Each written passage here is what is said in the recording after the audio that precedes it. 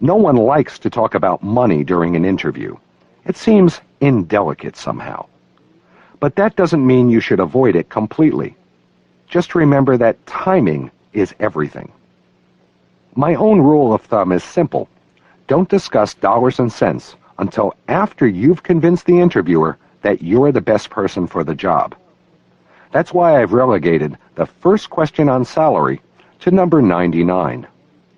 Until you've made it over the first 98 interview hurdles, the interviewer is still assessing your ability. And he or she is probably still seeing other contenders as well, some whose talent may come cheaper than yours. But even if an interviewer tries to pressure you into naming a specific number early in the game, avoid committing yourself. Instead, name a very broad range. You might say, I believe a fair wage for this kind of position would be something like $30,000 to $40,000. Be sure the bottom end of that range is no less than the minimum salary you would be willing to accept for the position.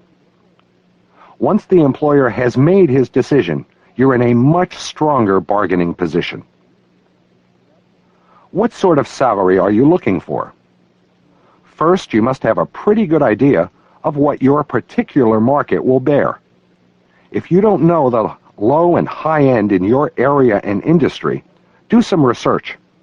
Make sure you know whether these figures represent just dollars or a compensation package that may include insurance, retirement programs, and other value-added benefits. If you're a woman, make sure you know what men are making doing the same job.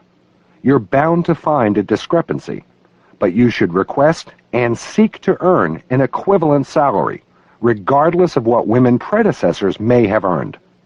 Even more important to these negotiations is your confidence in your own worth. By this time, you've worked hard to sell the interviewer on your value as a future employee. Just remind him of what he's already decided. Harry is a friend of mine who's not only eminently qualified for almost any sales job, but also gives good interview, and he knows it. So when a recruiter called Harry with a job lead that sounded perfect to him, but paid only $40,000, Harry told her, I want that job. Send me on the interview. After they've met me, they'll be willing to pay me what I want. It sounded cocky, but Harry knew what he was doing. During the interview process, he completely avoided the subject of salary. When the interviewer finally asked, what would it take to get you over here, Harry?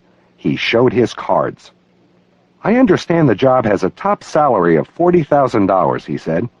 When the interviewer affirmed that, he went on, well, I need more than that. I came here because the job sounded terrific. In fact, the job description Gretchen gave me, and which you've just elaborated on, has my name written all over it.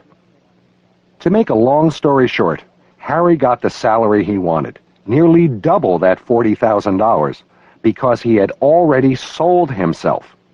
If he had asked for the same money earlier in the interview, he certainly would have been out of the running. What if your initial offer isn't accepted?